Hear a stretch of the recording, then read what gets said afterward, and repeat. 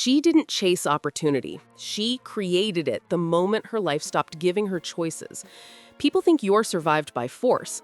They never saw the truth. She built something from nothing, the exact path 0 to 1 demands. What if your greatest advantage is the life no one expected you to rise from?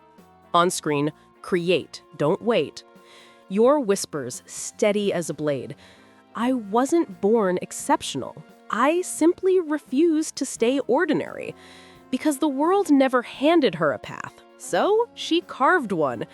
And now you're about to see the rule that turned a woman no one noticed into someone who manufactures outcomes instead of hoping for them. The question isn't how Yor became powerful, it's how she became original. She didn't wait for leverage, she built it. Yor never had resources. She had pressure and the quiet instinct to act when others freeze. People misunderstand 0 to 1. They think it's about invention, brilliance, billion-dollar ideas. No, it starts with a single human who decides to stop being replaceable. What if power begins the moment you stop asking for permission? Yor's life was a dead end. No connections, no training, no path upward. But she understood one brutal truth. If the world doesn't open a door, you become the door. She built competence in silence, speed, control, precision.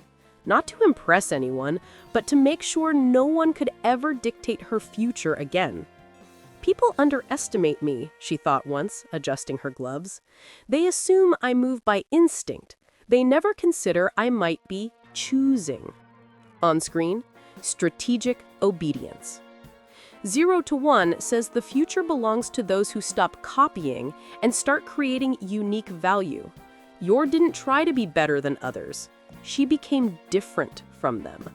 Most people train to fit in. She trained to stand alone.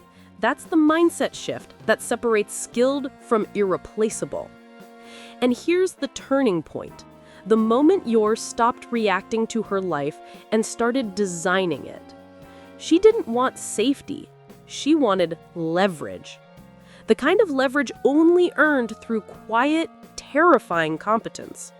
Now she's about to reveal the moment where her path split from everyone else's, and why she could never go back to being ordinary. The moment Yor stopped surviving and started compounding. Most people mistake Yor's life for chaos, but 0 to 1 teaches something ruthless. Greatness is never an accident, it's a deliberate asymmetry. Yor didn't chase balance, she chased edge.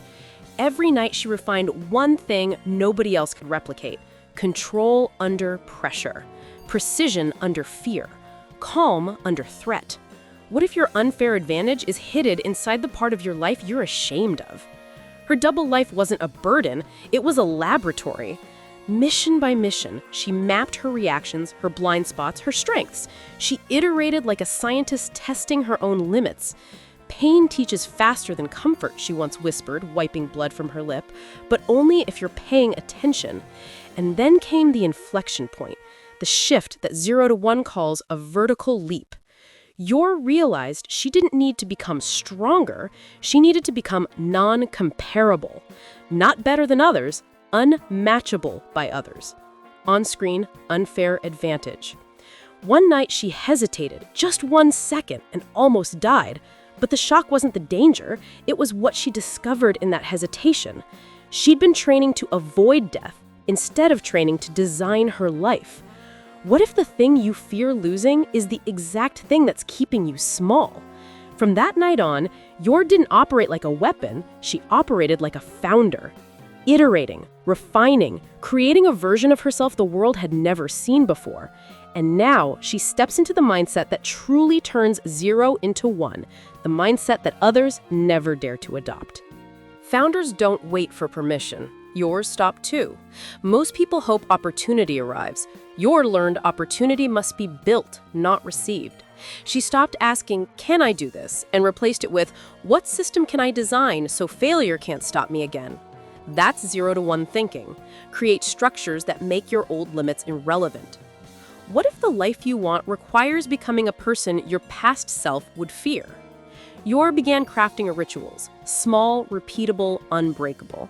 Early dawn conditioning, night precision drills, a mental rule. Hesitation is death. But she didn't build these habits to survive missions. She built them to survive herself.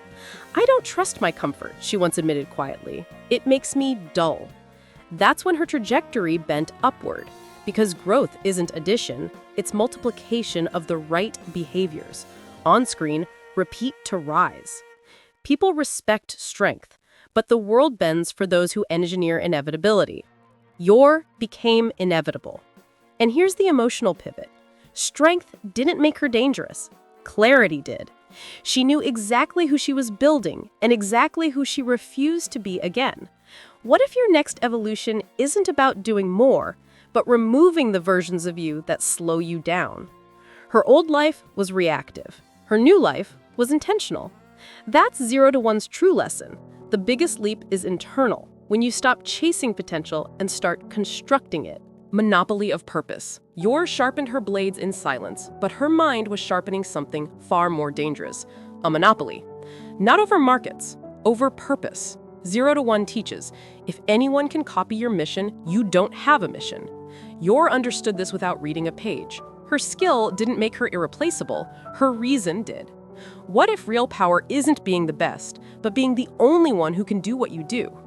Every night, while the city slept under layers of lies, Yor whispered the same vow to herself. "I protect what others overlook." That wasn't emotion. That was a strategic position, a niche no one else could fill. The world has heroes, the world has soldiers, but almost nobody has someone willing to quietly remove the threats others never notice. That's monopoly mindset. Not louder, not bigger, uniquely necessary. On screen, be the only. She didn't chase recognition, she chased irreplaceability. And that's where Yor began breaking the rule most entrepreneurs never escape. They try to compete. Yor didn't compete. She carved a lane so narrow only she could walk through it. Because once you become the only one offering a specific type of impact, you stop fighting for space. You own the space. What if success isn't winning the game, but writing a game nobody else can play? This is where her quiet intensity turns into strategy. While everyone else tries to build faster or cheaper, Yor builds different. And different is the only thing the world can't copy. Now something shifts, a thought she's been avoiding, but it's coming for her. If she can build a monopoly of purpose in the shadows, what happens when she applies that to her real life? What happens when Yor stops surviving and starts creating? Creation over competition. Yor always believed survival was enough, but 0 to 1 destroys that idea with one sentence. Don't seek to beat the world, seek to build the world. And for the first time, Yor hesitated. Because building requires something she never trusted, her own ideas. What if the life you're meant to live doesn't exist yet because you haven't built it?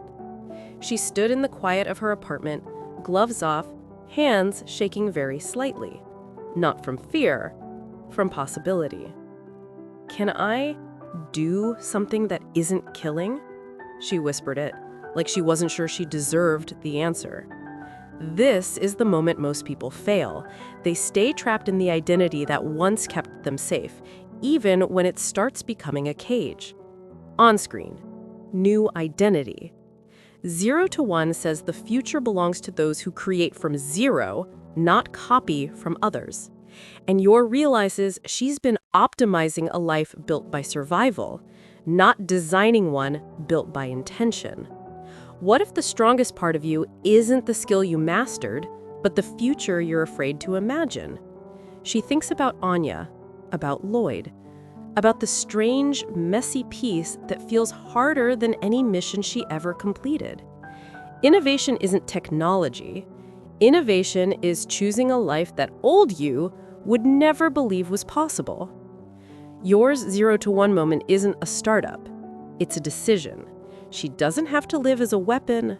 She can become a creator. She can build a home, a future, a role no assassin can copy. And when she breathes in, calm, steady, she knows it.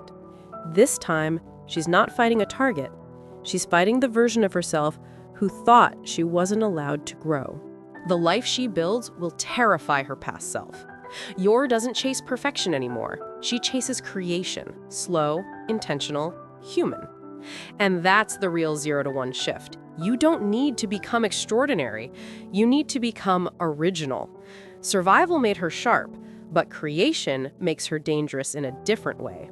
Because a person who starts designing their own life can never be controlled again. What if real strength isn't killing for a mission, but living for a purpose? She looks at her hands, the same hands that once ended lives. Now, they're building futures. Holding Anya's ribbon, straightening Lloyd's tie, learning gentleness she once thought was impossible. On screen, 0, arrow, 1. 0 to 1 says the world is changed by people who build things only they can build.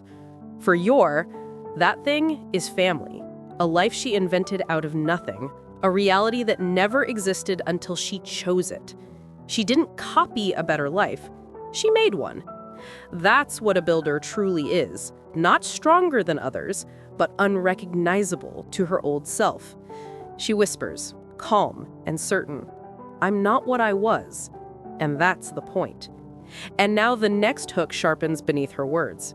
Because the next story isn't about someone who builds love, it's about someone who counterfeits it. A shadow on the opposite side of Aqua's psychology, Hikaru, the man who didn't want affection, only control. Next Tuesday, The Art of Emotional Seduction, Hikaru's Mask. Comment one word, Yor. Subscribe.